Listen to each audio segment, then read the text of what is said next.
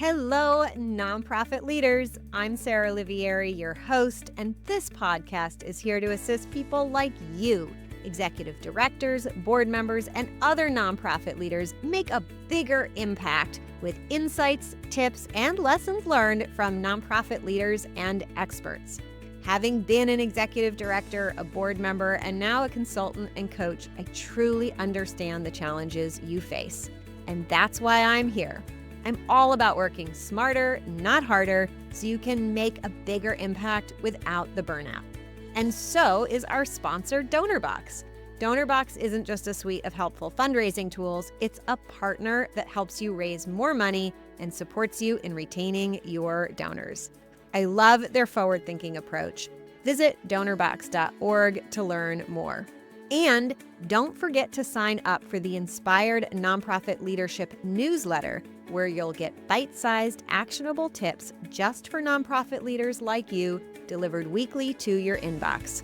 Sign up at inspirednonprofitleadership.com/sign up. Okay, let's dive into today's episode. My guests for this episode are Caroline Boudreaux and Leslie Beasley of the Miracle Foundation. Caroline is the founder, and she'll hopefully tell us a little bit of her story in this episode. And the Miracle Foundation is a globally recognized nonprofit working to ensure every child has the love and stability of a family. Since 2000, she's helped transform thousands of children's lives and earned honors, including the United Nations Humanitarian Award and recognition as a young global leader with the World Economic Forum. Leslie is the CEO of the Miracle Foundation, leading innovative solutions like the Thrive Scale, which I'm excited to get into, a framework based on the UN Rights of the Child, and Thrive Well, an app designed to strengthen the U.S. foster care system. She brings over 25 years of nonprofit leadership experience, including founding Open Arms, a social enterprise supporting women survivors of war.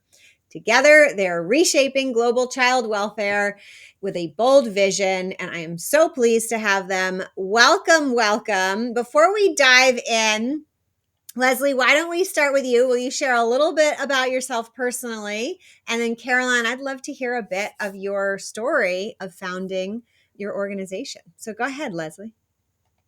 Sure. Thanks for having us today. We're looking forward to this conversation. A little bit about myself. I live in Austin, Texas.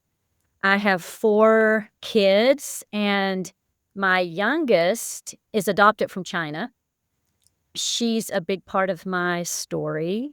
And I think just a tidbit is just knowing that children belong in families. And she was left in a bed for 2 years, was never lifted out of the bed in an orphanage, and that's the heart and soul of our work, is for children to be in families, in their biological family whenever possible, if not in a loving forever family. So that's a tidbit about me and my passion behind this work. And just the tip of the iceberg. Thank you so much for sharing that. And Caroline, tell us a little bit about yourself and how you came to found the Miracle Foundation. Yeah, I tell people I'm part of a small Catholic family. There was the 9 of us. But I went into media after college. I went to television media, and just really, I didn't like working for the man. I thought it was like there was just something very wrong with the corporate world, I thought. And so one of my friends and I decided we would travel around the world for a year, just see the world. And so we went to India on that trip around the world. And while we were there, we were in this really remote village. And we kind of accidentally stumbled upon this orphanage. We didn't mean to go on an orphanage. We weren't planning on going to the orphanage, but a local invited us to his house for dinner. And we walked into this orphanage where we met 110 envy-looking, balls, hungry children. It happened to be Mother's Day. So I had gotten up in the morning. I called my mom for Mother's Day. I went and worked in this village, and then ended up in this orphanage. And we had a beautiful prayer service with them. We had dinner with them, which is really just rice with some sugar in it because they didn't have the protein, which is why they were bald. And this little baby girl put her head on my lap, and when you pick them up, they just push themselves into you. They will take the affection out of it. And I rocked her to sleep, singing a lullaby my mom used to sing to me. And Nikki else in my arms, and I went to put her in her room, and I found this room of wooden beds. And I put a hungry orphan baby on a wooden bed on Mother's Day, and I just thought, unacceptable, unacceptable. I started the Miracle Foundation that day because I knew that they were miracles and they just needed their foundation. I could just see the human potential in their eyes. And they were these beautiful angels, and we nice taking care of them. I couldn't believe it. I was embarrassed and shocked and haunted by them. And so I came back to the U.S. and I opened the Miracle Foundation in an effort to give them what they needed. And so we would go into orphanages and we would start supporting the orphanages and giving them food and education and making sure their standards were raised. And then Leslie was on our board. So she's been with us since, practically the very beginning. And we learned that 80% of the children that live in institutions actually have a parent. Right. That's when Leslie joined full boat. She jumped in with both feet and she was like, wow, these kids have a parent. Let's figure out a way to get them home. And that's the work that she and I have been doing ever since. And it's just been so rewarding. Yeah. What a story. And unfortunately, to this day, I think, it seems like orphan babies would be an obvious thing to support. And yet there are so many underfunded orphanages and many countries with lack of social services or any sort of social net. So unfortunately, I'm sure yours is not such a rare story. And I love the way, though, that you've been approaching your organization. So for those leaders out there, I'd love for you to just share a little more, how did the process of working with Leslie, you being a founder, how did you come to not being necessarily the CEO? What was that journey like in discovering how to run a nonprofit and how to scale it? Leslie, you want to start with that? As Caroline said, I was walking alongside the organization for many years and serving on the board. We, as Caroline said, we were supporting orphanages, making them better. When we found out that 80% of children worldwide, this is a worldwide statistic, have a living mother or father, it is primarily poverty that causes the separation. It's almost criminal that these parents are having to separate from their children because of poverty.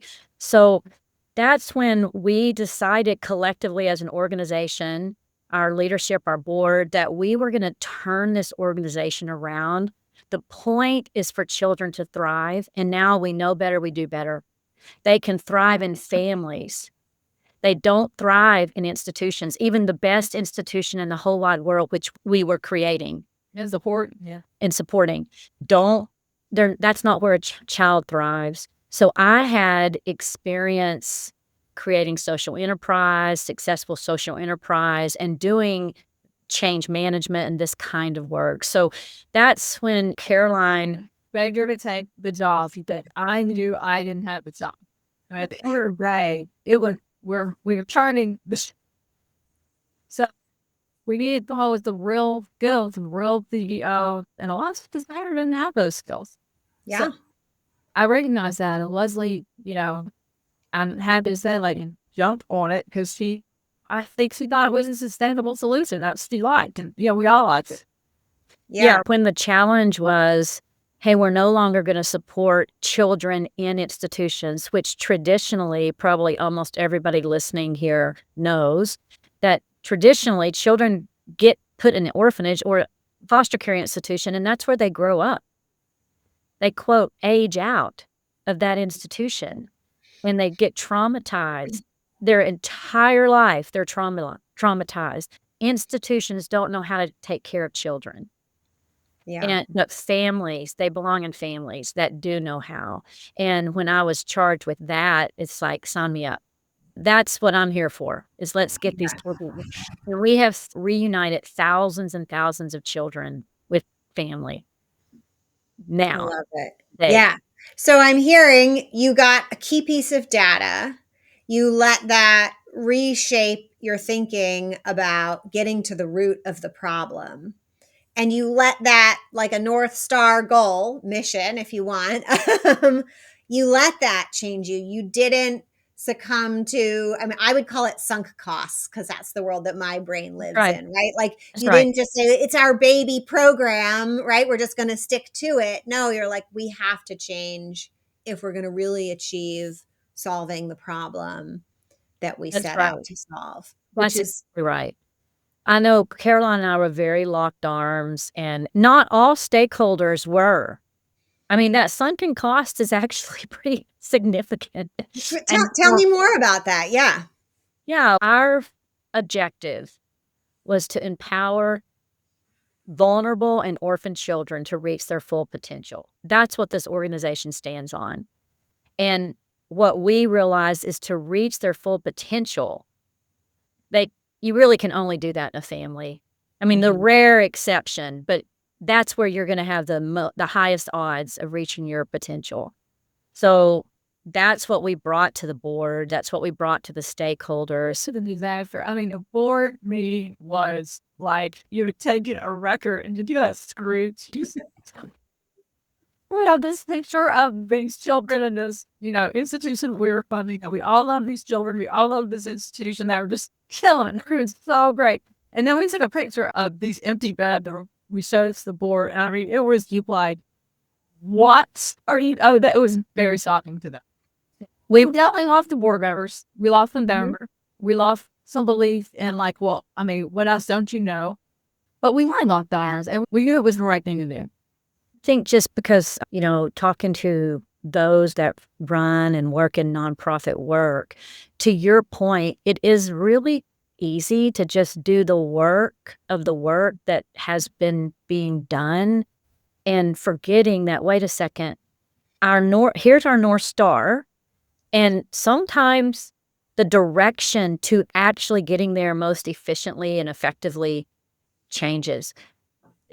Our world is changing constantly. Our knowledge is changing constantly. So we have to be willing to make these in this case, massive pivot.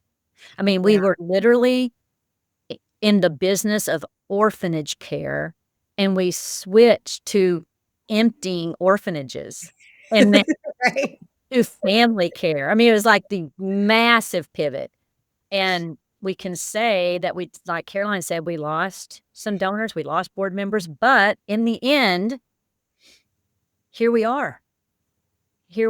And the majority of the board did stick around and came around. Yeah. So how did that impact your growth, and like where did you land, like where are you today, like how big is the team, rough like budget size, just to give people a sense of, of size and what it took to get there. Yeah, we have around 100 team members, around a $6 million budget. A big part of our team sits in India because, as you heard the Caroline talk, that's where the organization was born.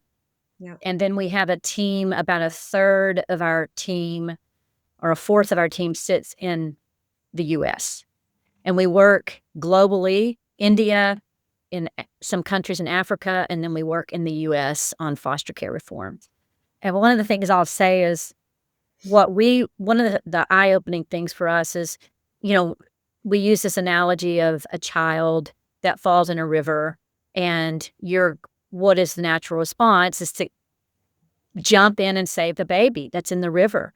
And then you see another one. And of course, the natural response is to jump in and save that baby. And you just keep saving babies. Eventually, you have to go up to the top of the bridge and look and say, why are they falling in the first place?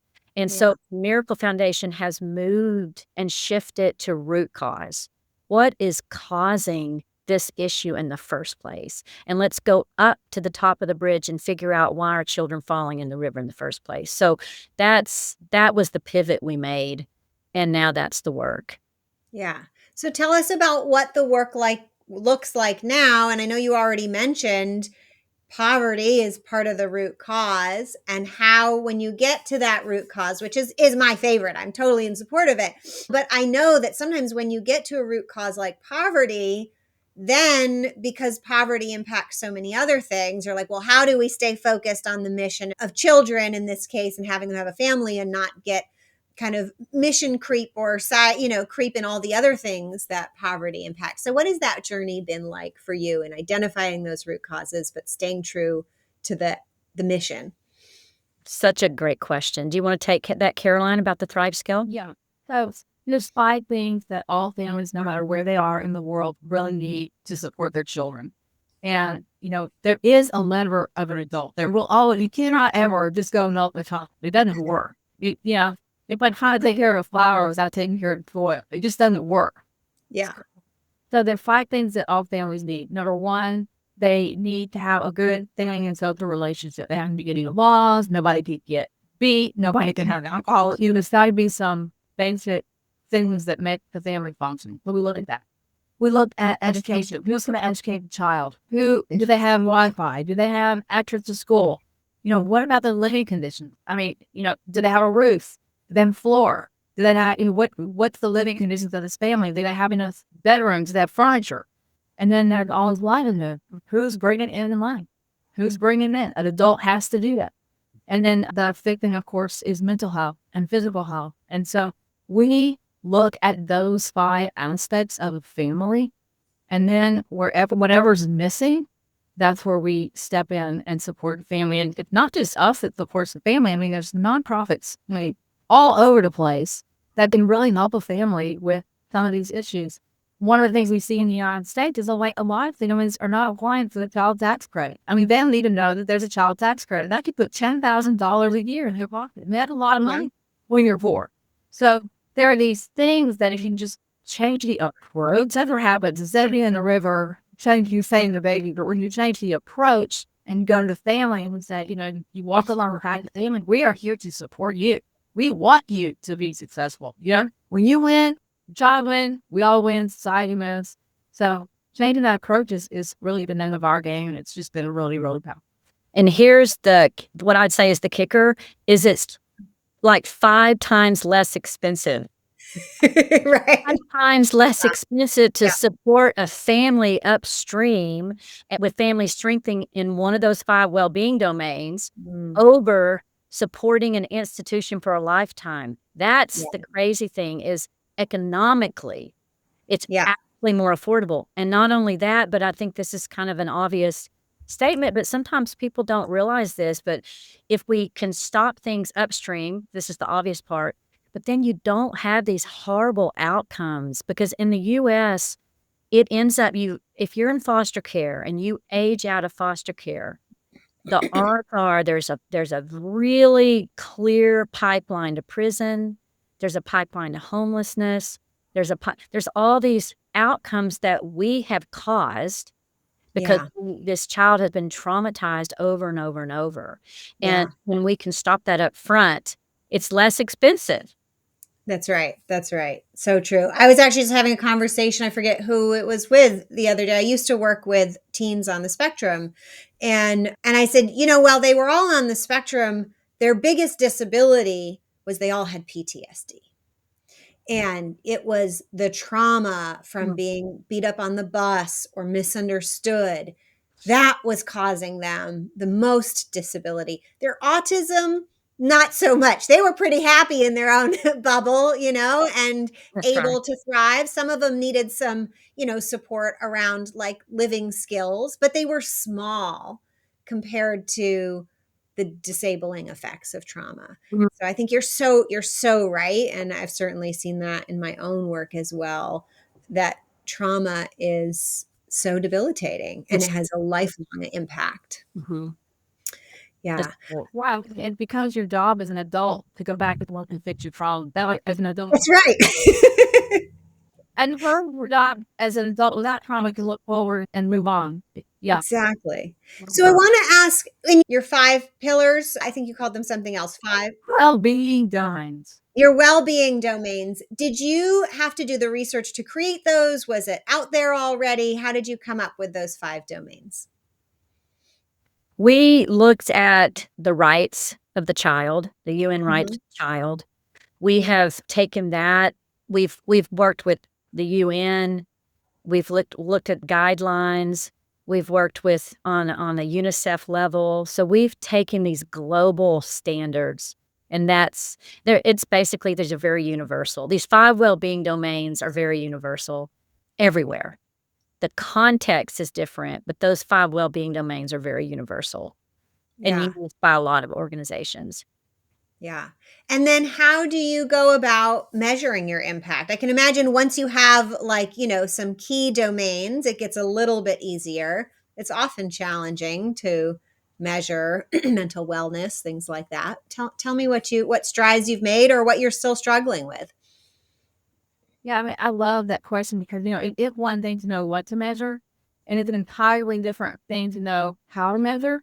And then it's an entirely different thing to know what interventions you can do to fix those solutions. And so we have figured that out. We cracked that code about assessments are not good workplace. I mean, the assessment part that was pretty much assessment, but figuring out the intervention. So yeah, every well-being domain has a series of questions behind it, designed to get to the root, designed to really figure out, you ask the mother, you ask the father, you ask the child, you ask the neighbor. There's a lot of support around getting the domain. And then, of course, families are messy, they change a lot, but that's why the social workers are involved. And, so we arm our social workers. We arm social workers with the tool they need to not only assess, but also measure and also provide interventions to support the family. And I mean, my brother said to me, we just in the last couple of months, I think it was 708 kids left work and just went home. And it's like we're doing it at scale, all technology driven. Yeah. Well, that leads me to my next question. Tell me about the technology. Tell me about the app.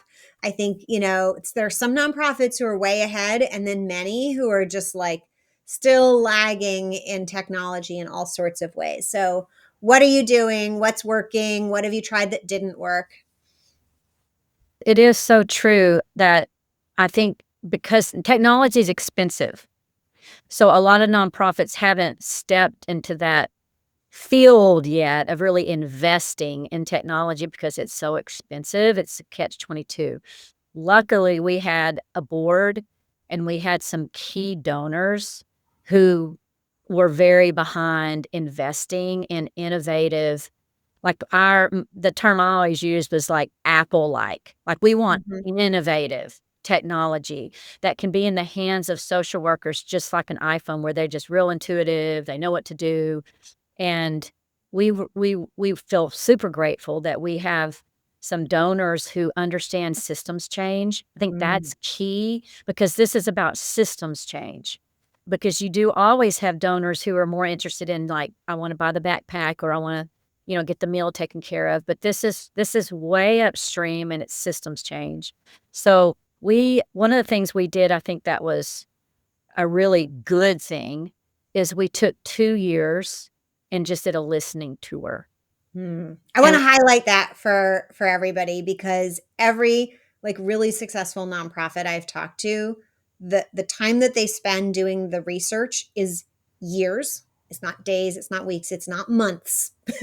It's years. And I just feel like that is so important and it's so not what people think. Let's take a couple years to research. So go ahead. 2 years listening tour. Right. I mean, it's a great thing to stop and pause on because again, that's expensive. It's expensive to take 2 years just to listen, and people can get impatient. But if you don't listen, especially if you're investing in technology, you can get going down the wrong path and you can spend millions of dollars in the wrong direction. So way more expensive than 2 years of listening. Right. Yeah. So during our listening tour, we listened to the system. We listened to kids. We listened to the youth who had transitioned out. We listened to caseworkers. We listened to bio families, and we listened to foster families. And we just listened and listened and listened because one of the things we always say is if those that lived through the system and in the system were the ones that got to design the solution, how different would it be? How different would it be? Yeah. I mean, we think about that a lot. So we're very committed to this co-design approach with those who have lived through it. So that's what we did first, and I think that was something that was a really, really pleased we did that, like you said. We didn't jump the gun. Mm-hmm. But And then we put out, what they call it minimum viable product. We put out this app that was kind of like a one-trick pony, just to see like, will anybody even use this? Because how many apps do you have on your phone you don't even use? And so Right. we put it out there, and people started to use it. I mean, people started seeing the result of it, and then we could reinvest, and then we could add more money to that solution. So we were pretty sure people were going to use it before we invested way too much money into it. Yeah. from a really high level, we felt that without technology, we really wouldn't be able to impact as many children as we wanted to, because everybody was operating on pencil and paper in the US and in India, both places. In the child welfare space, there's a lot of pencil paper, filing and filing cabinets, that kind of thing. A lot of disorganization. You just can't really scale your impact without technology. And I just think that is true in 2025. And the other thing that we've done is we've brought in AI, which if you're not going to bring in AI, you're probably going to get left behind. And so the AI that we've brought in is able to throw up intervention possibilities, make correlations, track the interventions. And so these caseworkers, things they just could not keep up with on paper or an Excel spreadsheet. I say paper, but some of it was technology, but it was like an Excel spreadsheet. Yeah. And so I think just kind of really keeping up with the rapid changes of technology it can feel overwhelming, but it is critical. Yeah. So tell us a little bit about what is the app like now, or at any given point? Like, what is it doing? Who's using it? And what is it allowing you to do that couldn't be done before? So the methodology that Caroline just explained with the 5 well-being domains, that is now digitized. So a caseworker can go into a family to make sure it's safe and it's sustainable for the long term for a child to be reunified or placed in this, even from reunifying to a biological family to kinship to an aunt or uncle or grandparent. And if none of that works, to adoption, just to make sure this child is safe, loved, and it's their forever family. That now is digitized. So if you're talking about the family strengthening and how do you stay focused, now all of that is built into the app. And those 5 well-being domains can be measured in a very methodical it has a really strategic algorithm. It can throw the interventions, track the interventions. Are the interventions working? So we really now, all of that's digitized. There's dashboards that a caseworker can look at. Yeah. Yeah. You know exactly where every file in their state is, like right now, as opposed to waiting a month. So, I mean, the technology part is so cool. And they can aggregate big data. Where there was no aggregation of data. It was just like, every single kid. And now we can know how many interventions are out there, what interventions are actually working, who's using what interventions, and how long will it take to get them to the family once they're identified. I mean, but there's a lot you can do. It's true. And here's a tangible example is if a family 5 days in a row, there's these emojicons that a family can report by law, or if the child's in this family, but they're part of the system. And if the 5 days in a row, there's a frown face.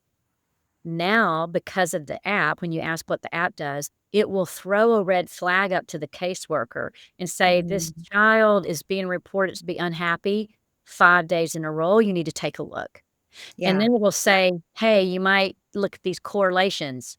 What's happened in the last few days that could have made them so unhappy?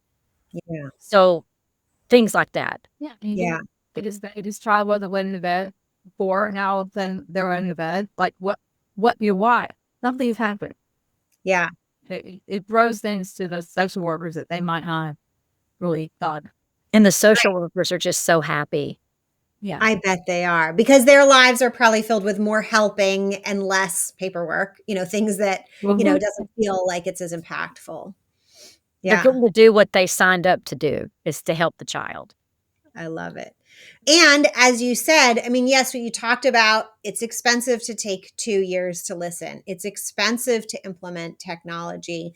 But you've also talked about you're now in a place where you get results for 5 times less cost.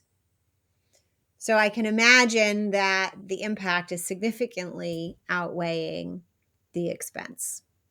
And, the other thing that was really important to Leslie and I, we always, again, locked arms on this, is we are about, we don't want to just help the 700 families we were able to help last month.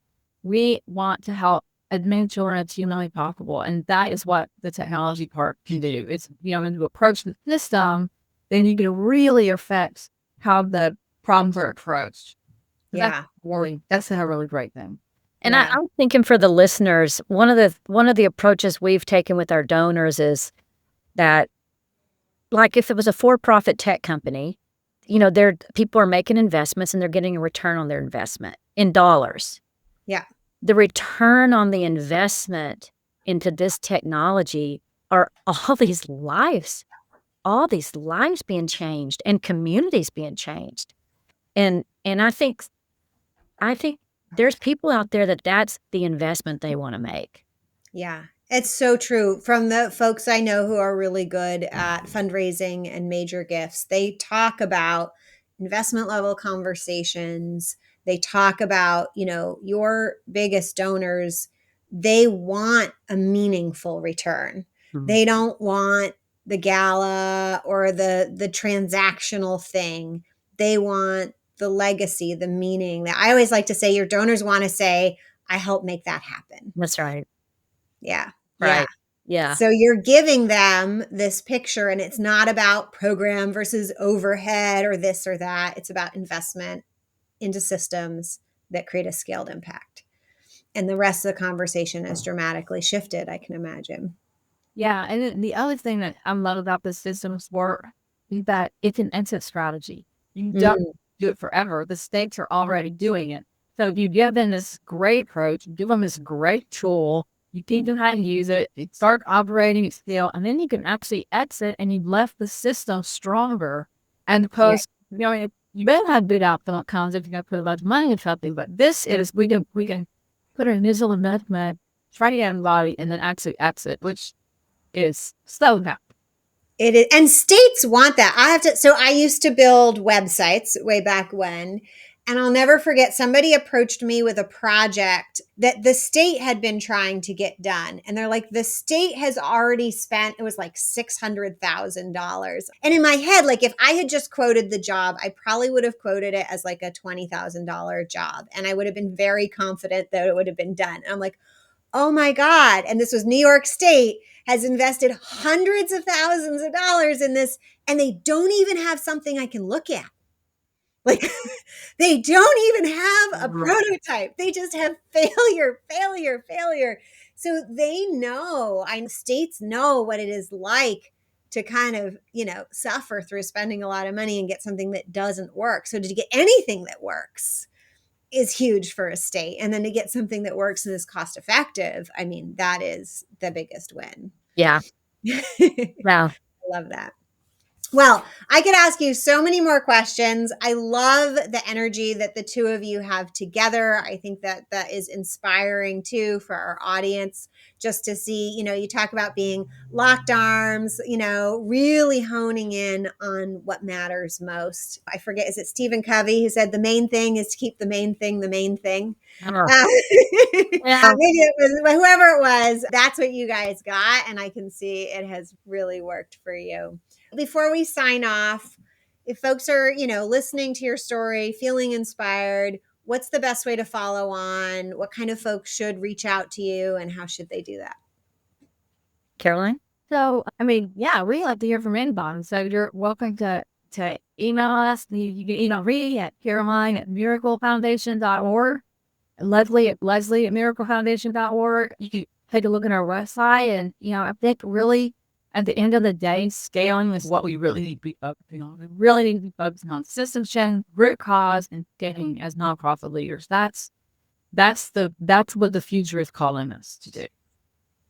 Well, thank you so much, Caroline and Leslie. It's such a pleasure. And thank you out there for listening and everything you do.